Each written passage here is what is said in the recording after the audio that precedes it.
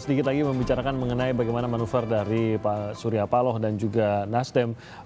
Tadi dikatakan sebenarnya seperti kakak adik kalau saya membaca gitu antara PDIP dengan Nasdem. Nah, PDIP dengan Gerindra ini juga kita lihat setelah pemilu tampaknya malah semakin dekat juga.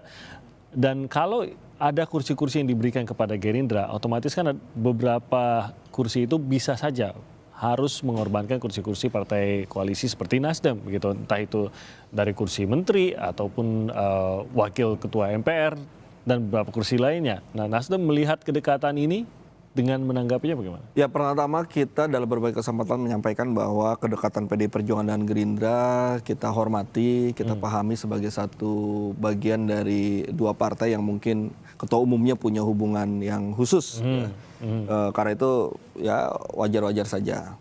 Nah, yang kedua, tapi kita ingin menunjukkan bahwa dalam politik ini kita harus menerapkan politik konsisten. Ketika kita sudah berada dalam posisi tertentu, maka kita harus konsisten terhadap sikap pilihan politik kita. Jangan kemudian mudah berubah ketika hanya pada persoalan ingin mendapatkan power sharing, gitu. Nah, terkait dengan itu juga kita berharap agar ketika kita memang ingin bekerja sama untuk memajukan bangsa ini, kita juga butuh check and balances. Kalau semuanya ada dalam satu sisi, terus siapa yang mengingatkan? Oleh karena itu kita ingin juga menyampaikan bahwa kita berharap ada yang oposisi juga dalam tanda kutip ya, supaya pemerintahan. Oleh karena itu kita menegaskan bahwa koalisi yang sekarang sudah cukup, tidak perlu ada tambahan koalisi. Tapi sekali lagi itu bukan dalam kaitannya kita khawatir power sharingnya jadi berkurang, kursinya jadi berkurang dan sebagainya, tidak. Tapi soal politik konsisten dan kita berharap ada check and balances yang tetap berjalan dalam pemerintahan ke depan. Oke, ini tampaknya memang lebih kepada sebisa mungkin kalau tidak perlu sampai masuk menjadi koalisi ya tidak usah masuk menjadi koalisi. Saya membaca gitu Mas Ube. Ada tidak itu Anda lihat disampaikan secara tegas oleh Partai Nasdem sendiri? Menerima sih, tapi sebenarnya posisinya memang lebih kepada menjadi oposisi saja. Ya, dalam konteks kepentingan bangsa lebih besar, saya kira Nasdem atau Pak Surya Paloh punya pengalaman politik yang luas untuk bisa menerima keragaman, termasuk masuknya kelompok oposisi di dalam kabinet. Tetapi dalam konteks politik yang lebih ideal, menurut saya juga kelompok-kelompok yang kemarin dikalahkan dalam kontestasi sebaiknya memilih jalan oposisi saja. Karena ketika kemudian memaksakan diri masuk di dalam kabinet, itu ada beberapa persoalan dampaknya, termasuk juga nanti dampak elektoral pada partai yang bersangkutan.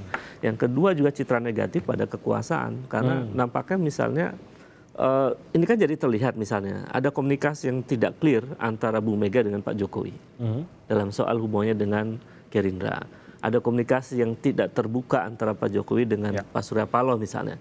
Itu kan terlihat sekarang. Oleh karena itu menurut saya jalan terbaik dalam politik kita ke depan menurut saya adalah posisi petahana memang tetap memperkuat kekuasaan, sementara posisi oposisi tetap memilih jalan oposisi. Dan nanti agar check and balances terjadi dalam politik. Nah, penegasan posisi tiap-tiap partai ini nanti akan terlihat di mana? Apakah pada saat pengumuman kabinet kah, pada saat pelantikan Pak Jokowi kah, atau di mana nanti? Saya kira begitu pengumuman kabinet disampaikan oleh Pak Jokowi, itu akan terlihat siapa yang menjadi bagian dari kekuasaan dan siapa yang menjadi bagian dari oposisi.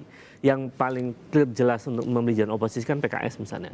Gerindra nampaknya masih negosiasi. Saya melihat karena negosiasi menyangkut posisi strategis, kementerian yang sangat strategis saya lihat. Baik Kementerian BUMN, kemudian Kementerian Energi, kemudian kementerian yang terkait dengan pertanian. Saya menangkapnya itu ya. Jadi karena posisi yang ditawar oleh Gerindra itu cukup strategis, itu yang kemudian membuat kelompok koalisi di internal juga cukup mempertimbangkan untuk menolak posisi Gerindra masuk dalam barisan. Oke, baik, terima kasih Mas Ube atas waktunya pagi hari ini. Bang Tobas, terima kasih juga atas waktunya. Dan kita lihat nanti bagaimana penentuan siapa yang akan menjadi menteri pilihan Pak Jokowi. Informasinya tadi kalau kita melihat salah satunya dari P3 mengatakan sudah mengetahui ada kursi yang dimiliki oleh P3. Saya nggak tahu Nasdem apakah sudah mengetahui atau belum. Tampaknya kita akan menantikan hari-hari ke depan. Sudah atau belum? Berharap kita tunggu pengumuman. Kita tunggu pengumuman. Oke, baik, terima kasih sekali lagi.